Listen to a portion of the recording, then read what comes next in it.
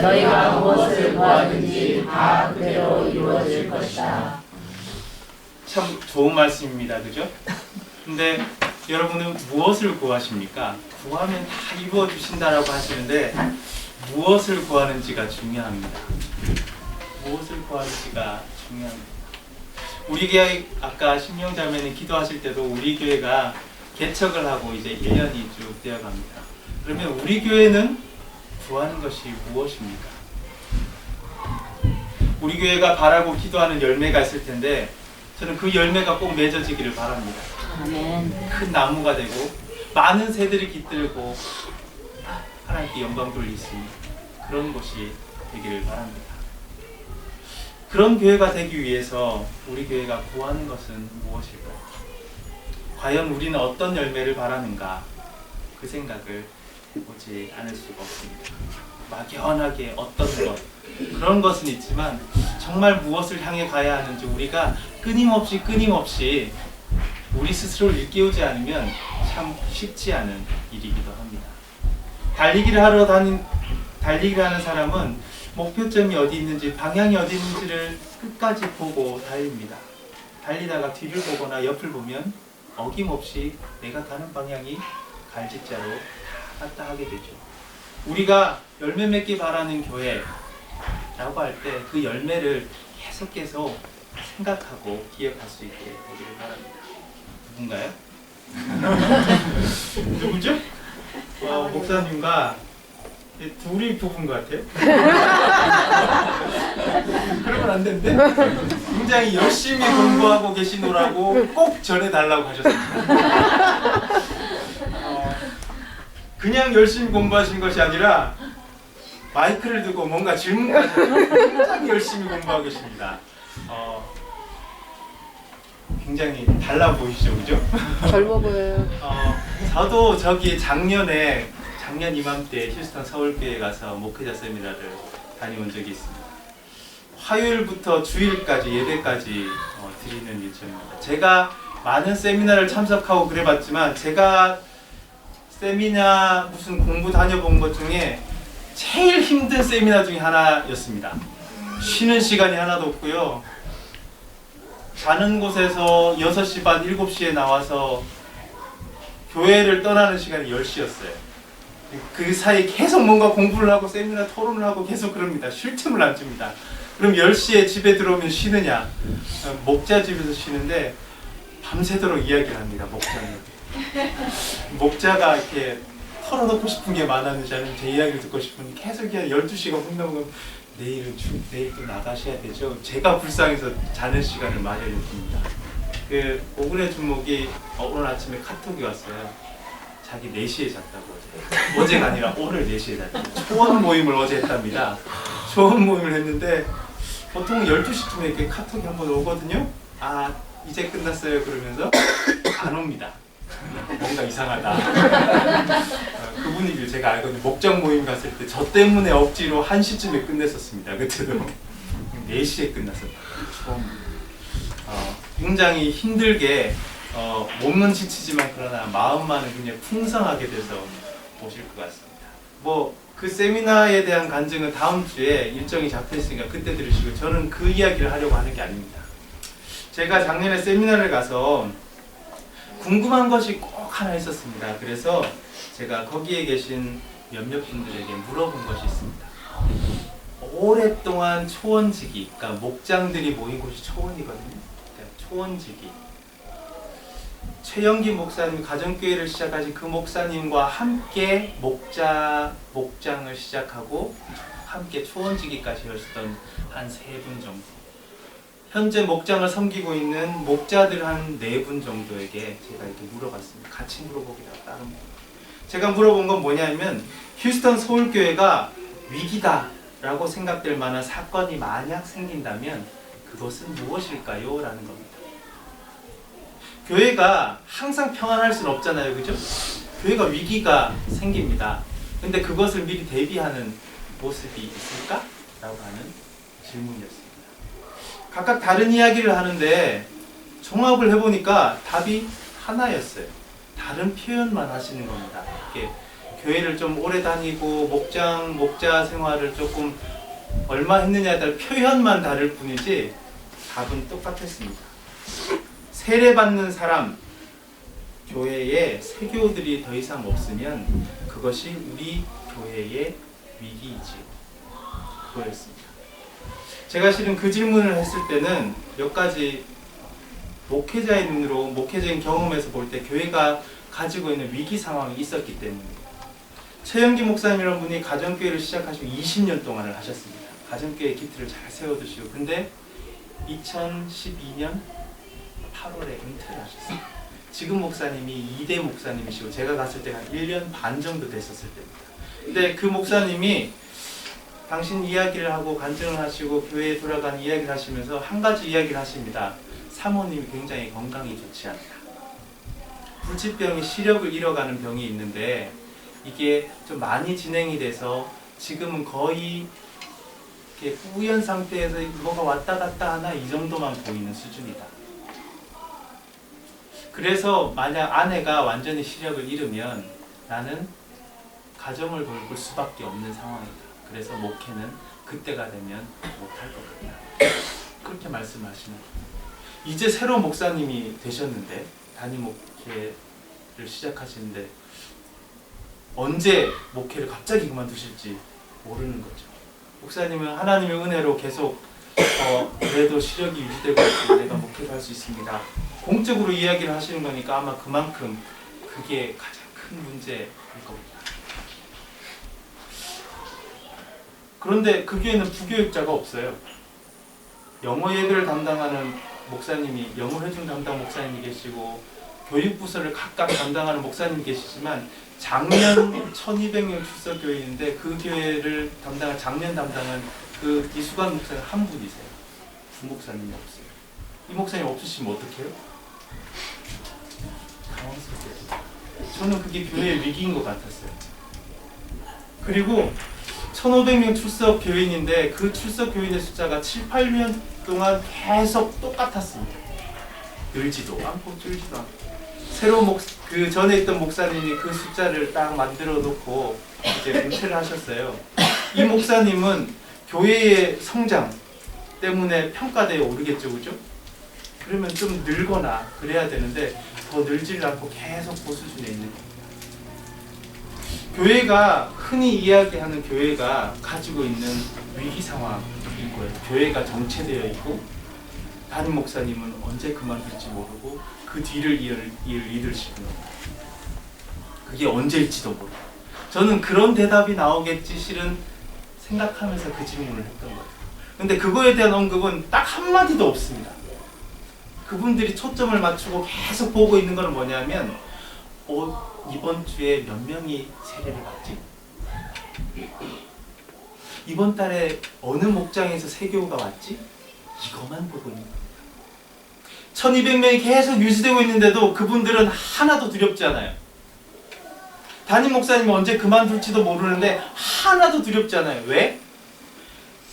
7년, 8년 전부터 1200명이 유지되고 있지만 7년, 8년 전부터 매해 250명에서 300명의 세례받는 사람이 계속 있습니다. 신기하지 않습니까? 어떻게 출석교인이 그대로 있지? 세례받고 다 다른 데 가나? 맞습니다. 휴스턴이라는 곳이 상사가 많고 지사가 많은 데라서 유동하는 분들이 많은 거예요. 그분들은 그분들 중에 예수님을 모르는 사람 그 한 사람을 찾아서 예수 믿게 하는 것, 우리 교회에 있는 것 없는 것은 이 사람이 크리스천이 됐다라고 하는 것에 대한 자신감입니다. 우리 교회가 커지면 좋지만 그분이 어딘가 가서 주님을 섬기고 또 어딘가 가서 교회를 이루고 하나님의 백성이 된다면 그것으로 감격하고 감동합니다. 교회 출석하는 숫자가 막 불어나지 않아도 그 마음속에서는 매해 200명, 300명의 우리 휴스턴 서울교회 세교인들이 계속 불어나고 있다. 마음속에 풍성함이 있는 거죠. 휴스턴 서울교회가 가지고 있는 열매는 다 그거더라고요. 그 열매를 보고 그 열매가 없으면 위기잖아요. 그죠? 나무가 열매가 없으면 위기인데 그것을 위기로 보고 있더라고요. 저는 목회자로서 좀 굉장히 도전을 받았습니다. 우리는 무엇을 바라고 있지? 무엇을 바라고 있지? 그 생각을 하지 않을 수 없었어요. 7절 후반부에 다시 한번 제가 읽어드립니다. 너희가 무엇을 구하든지 다 그대로 이루어질 것이다. 다 그대로 이루어진다는데 그 앞에 전제가 하나 있습니다.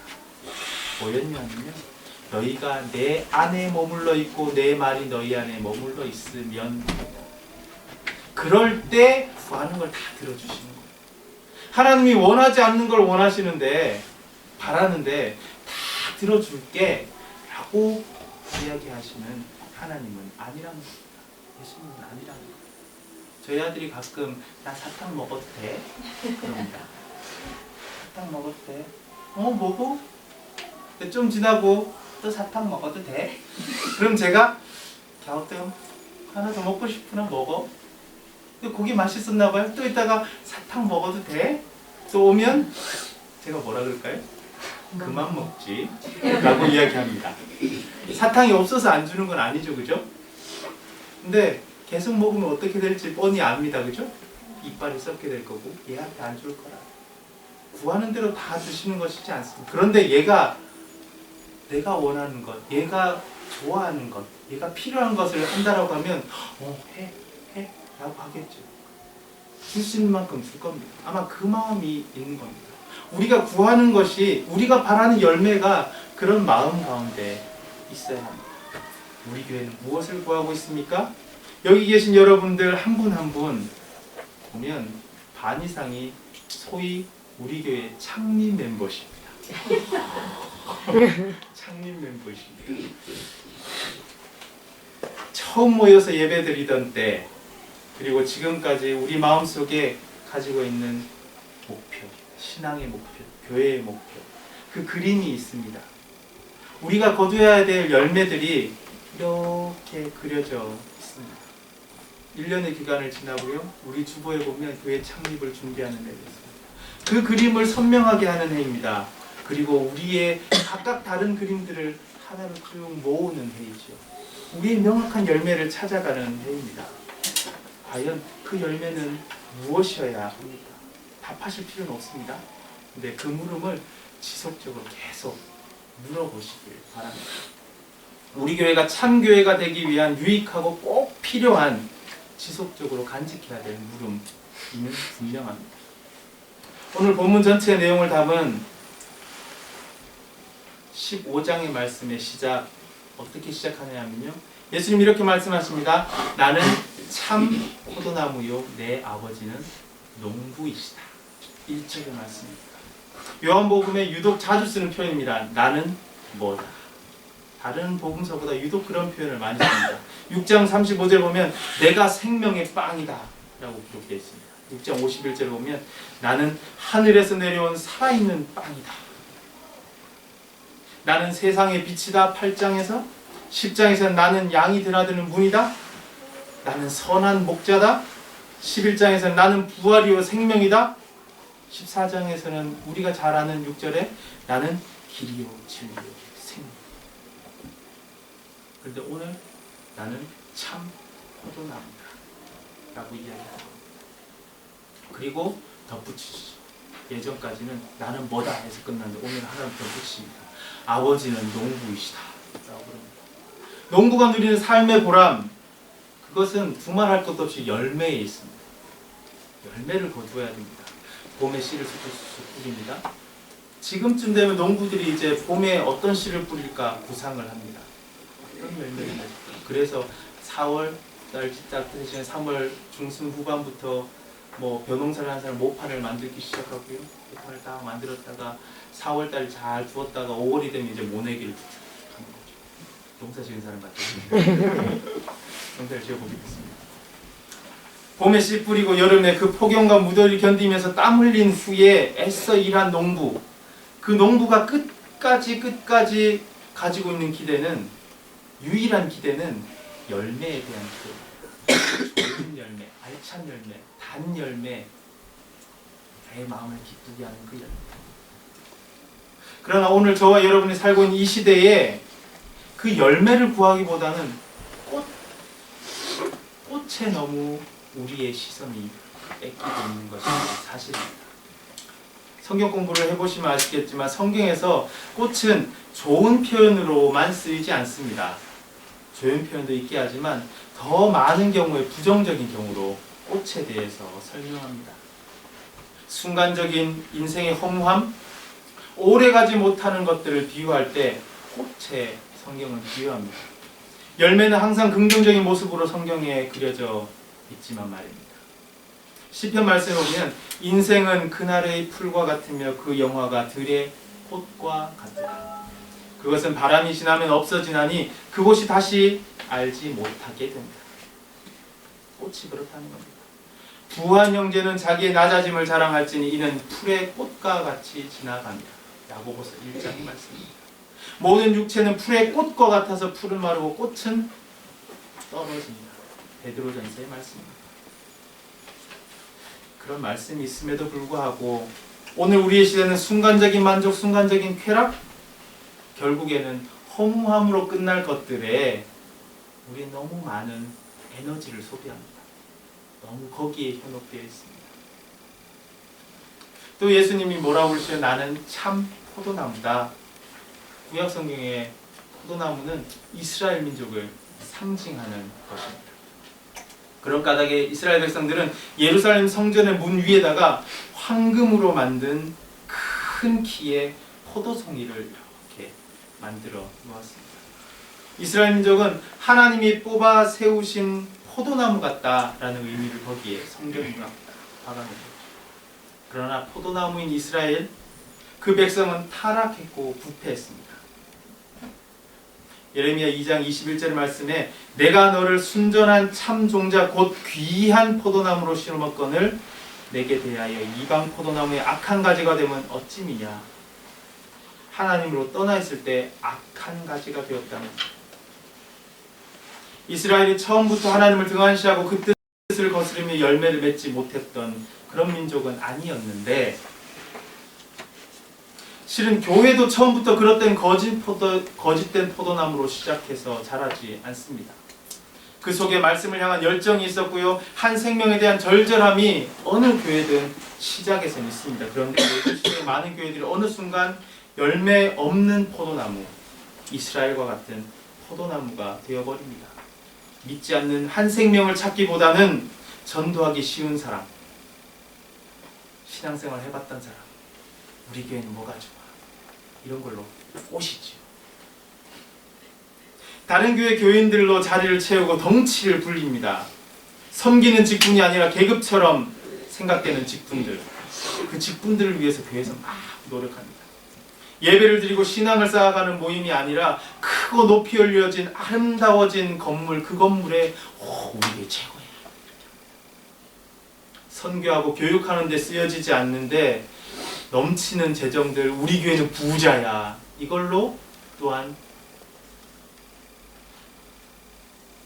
자기를 안내합니다. 교회 직분, 건물, 재정 등이 나쁘다는 것이 아닙니다. 열매를 위한 도구가 아니라 그 자체가 열매가 돼서 그 자체가 목표가 되어 있는 것이 적지 않음을 우리는 봅니다. 실은 그래서 우리가 우리 교회라는 하나님의 공동체를 시작한 것이기도 하죠. 꽃처럼 화려한 것, 빛나게 보이는 것, 다른 사람들에게 우쭐댈 수 있는 것, 이 세상에서 많은 교회들이 그것에 눈이 멀어서 열매 맺지 못하는 악한 포도나무가 되어 있다는 겁니다. 그래서 우리 교회는 참 포도나무이신 예수님을 기억할 수 있기를 바랍니다. 한 가지 자연에 오묘한 진리가 뭔지 아십니까? 꽃이 떨어져야 그 자리에 열매가 맺는 겁니다. 꽃이 없으면 열매가 없지만 꽃은 계속 있을 수 없어요. 꽃이 떨어진 그 자리에 뭐가 열리죠? 열매가 열립니다. 사과꽃, 복숭아꽃, 그 향기에 농부들은 뭐라고 생각하는지 아십니까? 열매 열릴 때가 됐네. 대신 뭐라고 기대할까요? 그곳에 잘 이렇게 수분이 공급되고 그래서 똑 떨어져서 어떻게 되기를? 열매 맺기를 바라는 겁니다. 가을이 됐는데도 꽃만 이렇게 있으면 어떻게 될까요?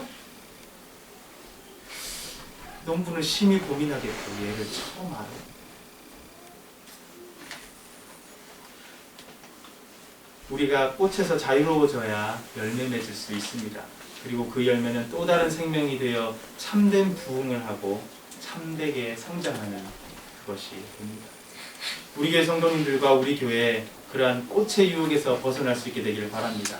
그래서 농부이신 하나님의 마음을 배우고 참 나무이신 예수님의 참 가지가 되어서 참 열매 맺기를 바랍니다. 참 포도나무에 붙어 있으면 참 가지가 되어야 되고요. 참 가지에 붙어 있으면 참 열매를 맺어야 됩니다. 이상한 열매 현혹되지 말기를 바랍니다.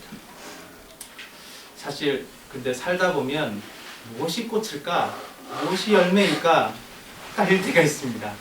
이게 이건 것 같고 이게 이건 것 같고 이걸 위해 가다 보면 이게 얻어지는 것 같기도 하고 이걸 달려가다 보면 이게 얻어지는 것 같기도 합니다. 큰 건물 가진 교회라고 꽃에 치중하는 교회라 이야기할 수 없는 것과 마찬가지죠. 교회가 필요에 따라 큰 건물, 좋은 시설 갖추는 것 중요하기 때문입니다.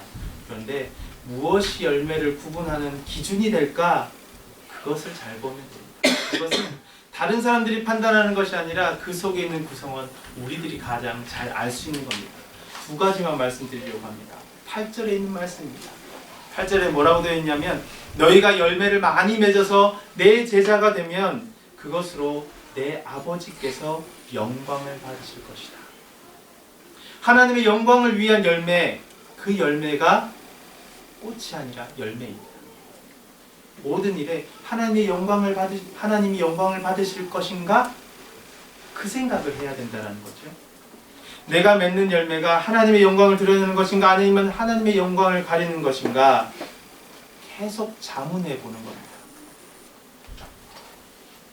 예전에 지금도 유명한 베스트셀러 중에 하나입니다만 한국에서 많이 갑자기 확 돌려지면서 익혀졌던 신앙 소설책이 하나 있습니다. 예수님이라면 어떻게 하실까? 영어 제목이 In His Steps입니다. 이게 언제 나온 책이냐면 1980년대 후반에 나온 책이에요. 1980년대 찰스 쉘턴이라는 사람이 목사님이 쓴 소설책입니다. 신앙 소설책이에요. 근데 한국에서는 제대로 번역된 게 1980년대 후반? 그때 번역이 돼서 그때 한국에서 막 읽혀졌습니다.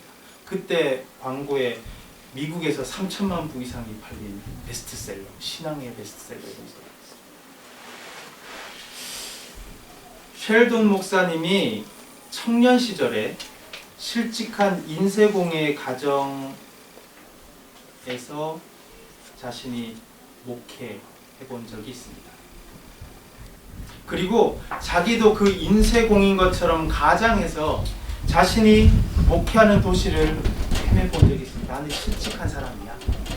그때는 뭐 이렇게 인쇄라든지 무슨 제조업이라든지 이런 것들이 많으니까 그 지역에 나는 실직한 인쇄공이야 라고 하면서 돌아다녔던 거예요, 도시를. 그때 크리스찬들이 그 목사님을 굉장히 냉대하고 무관심하게 되는 모습을 봅니다. 경제들이 막 부흥하고 풍요가 다가오는 그 순간에 크리스찬들의 마음도 냉대해지고 무관심해지고 있다는 것을 갖고 충격을 받으십니다.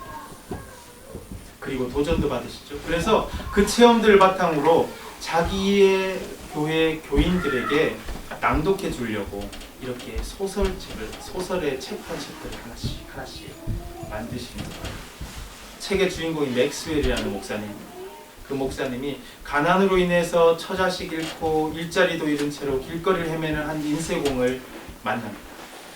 그리고 그 만남이 맥스웰 목사님이 크리스찬이 일상생활 속에서 믿음, 사랑, 그 기준으로 사는 것이 얼마나 어려운지, 어떻게 살아가야 하는지 그런 것들을 묻게 하는 거죠. 계속. 그 인쇄공이 결국 죽게 됩니다. 그 죽게 된 왜 이 사람이 죽을 수밖에 없었을까? 를 놓고 예수님이라면 어떻게 하실까? 예수님이라면 다른 크리스찬들이 이 사람을 어떻게 대했을까? 를 묻게 하는 거죠. 불법 앞에서 어떻게 행할 것인가? 돈과 명예 앞에서 그 유혹을 어떻게 이겨나갈 것인가? 예수님이라면. 가족 중에 원수 같은 존재가 있습니다. 그런 사람들 예수님이라면 어떻게 하실까? 소외된 사람들 향해서는 어떻게 하실까? 쭉 31개의 챕터가 있는데 그런 질문들을 우리 삶의 순간순간에 계속 던지는 거예요. 예수님은 어떻게 하실까? 그 끊임없는 질문 계속 이어집니다. 예수님이 어떤 분이십니까? 왜 이 셜돈 목사님은 예수님이라면 어떻게 하실까라는 질문으로 그 이야기를 풀어나가요. 예수님이 바로 하나님의 영광이 무엇인지 가장 잘 아는 분이셨기 때문에, 하나님이 누구신지 가장 잘 아는 분이셨고 하나님을 아버지라 부르신 분이십니다. 당신의 삶이 하나님의 영광을 위한 삶이라고 확신하니까 내 아버지는 하나님이시야. 내 삶이 그 영광에 누가 되면 내 아버지는 누굴까?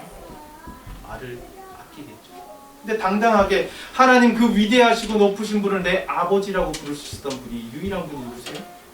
예수님이십니다.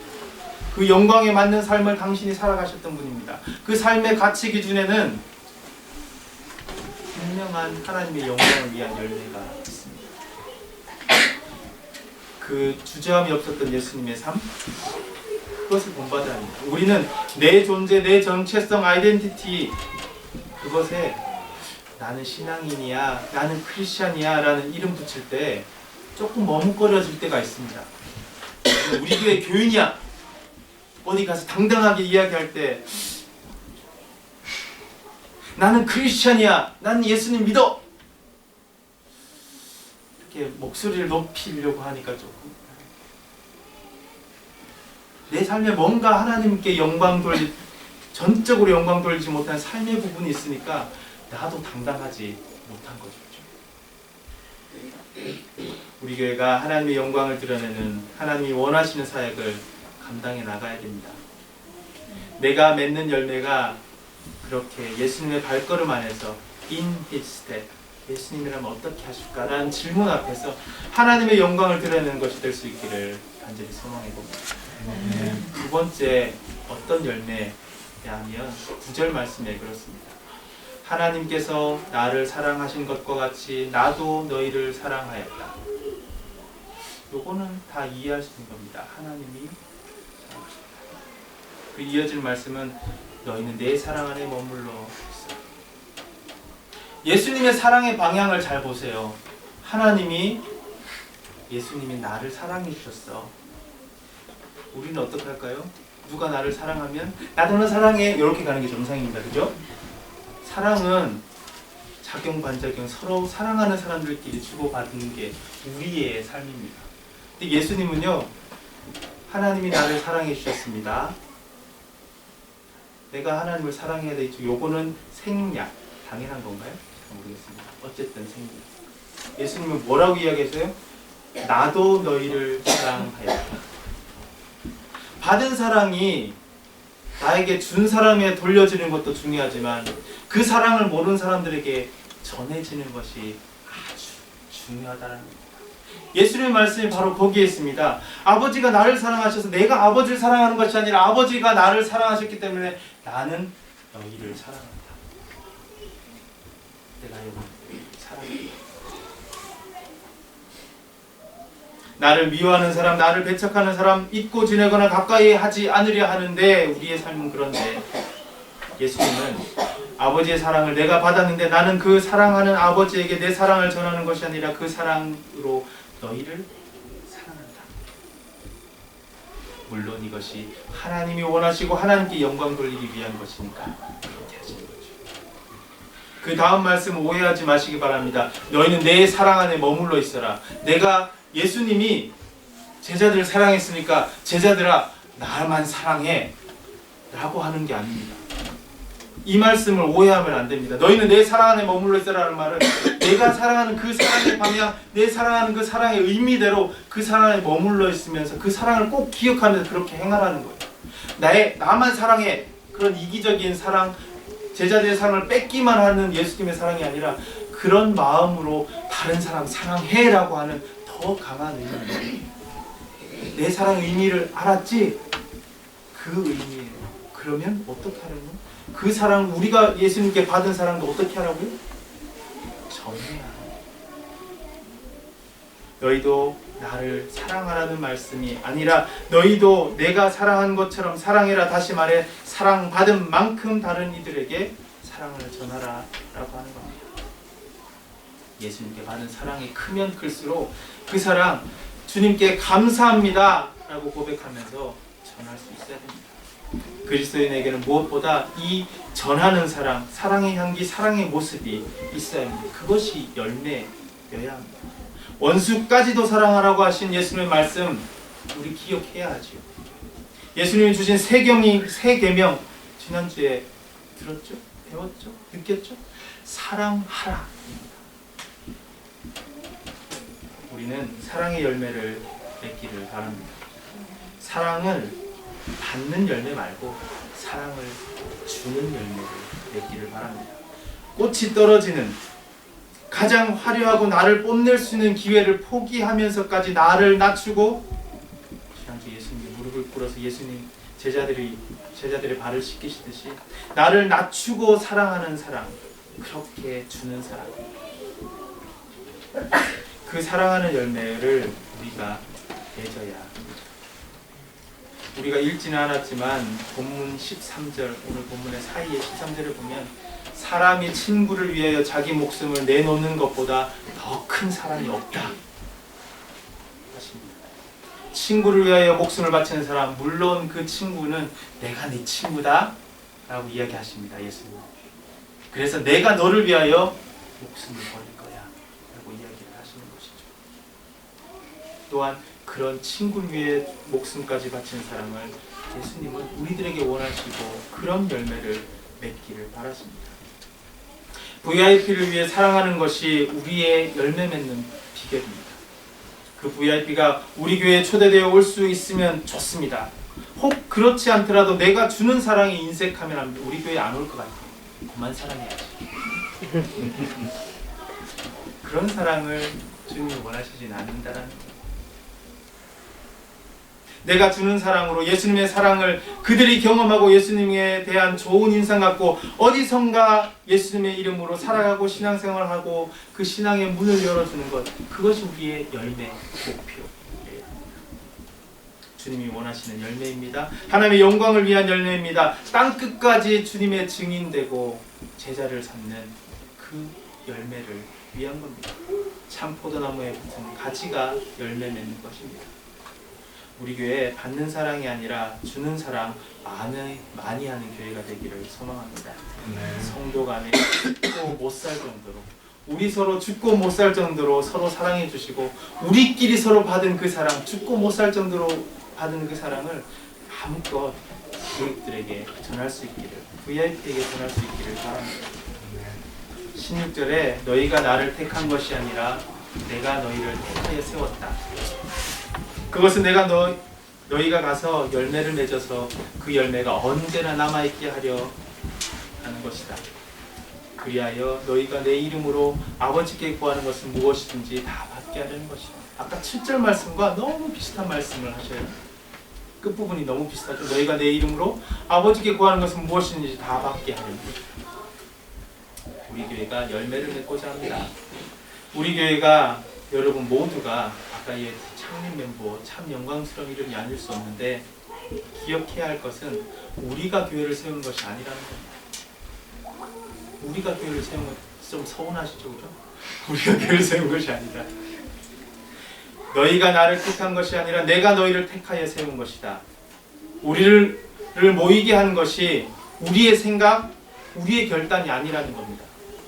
하나님께서 우리를 택하시고 우리를 통해 하나님의 교회를 세우셨다라는 겁니다. 서운해하실 필요 없어요. 가만히 살펴보면 이것만큼 더 우리들에게 은혜가 없습니다. 내가 뭐 대단하다고? 하나님이 나한테 이런 막중한 일을? 하나님이 콕 찍어 세우신 거예요. 그런 은혜를 우리를 받은 겁니다. 그리고 우리가 그렇게 택함 받아서 이 하나님의 전을 위해서 쓰임 받는 거죠. 열매 맺게 하기 위해서, 그 열매가 언제나 남아있게 하려고 우리를 넘치는 축복과 은혜로 채우실 줄 믿습니다. 영원한 하늘나라 그곳에 우리가 있게 하기 위해서 그리고 이 교회가 하나님의 전해되게 해서 하나님은 분명히 우리를 축복하실 거예요. 그 축복이 약속된 우리 택함 받은 사람임을 자랑스러워 하시기 바랍니다. 그러나 내가 이 교회를 세웠어 라는 것이 아니라 우리 교회의 주인은 하나님이셔, 주님이셔, 그 주님의 뜻에 맞는 열매를 세워야지 라고 하는 마음은 꼭 간직하시기 바랍니다. 네. 세상에 많은 사람 중에 굳이 나를 택하신 것에 감사하시고 그런 하나님께 쓰임받게 되기를 바랍니다.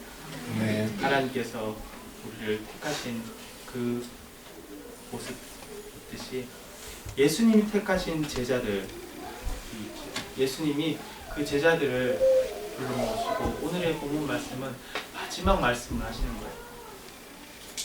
내일 어떤 날이에요? 예수님에게는? 지금 이 말씀이 읽은 이후에 어디로 가시는지 아세요? 겟세마네 동산으로 향해 가십니다. 겟세마네 동산에서 땀이 피가 들고 기도하시고 어떻게 되세요? 잡히시는 겁니다. 죽음을 앞두고 잡히시기 전날에 지금 하는 말씀 중에 오늘 이 흐름이 있습니다.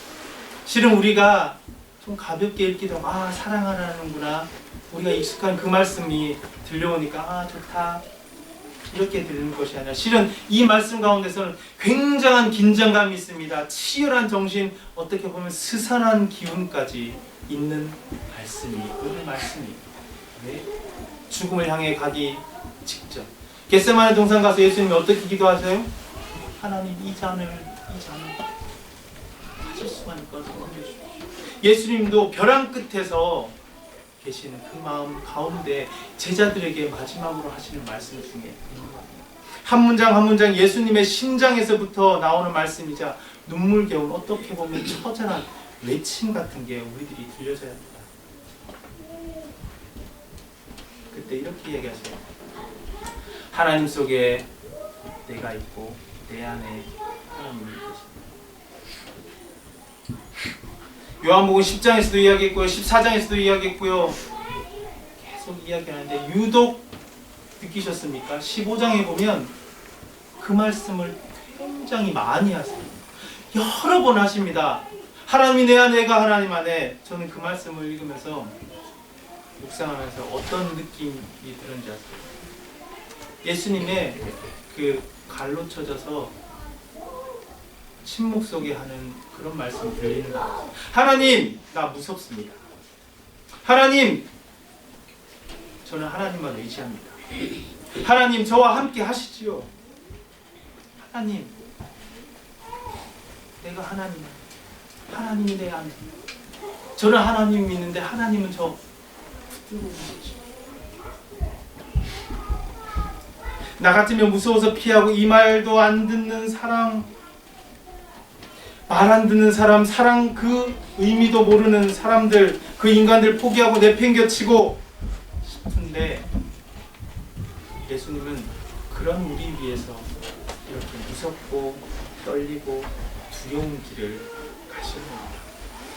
같은 사람 때문에.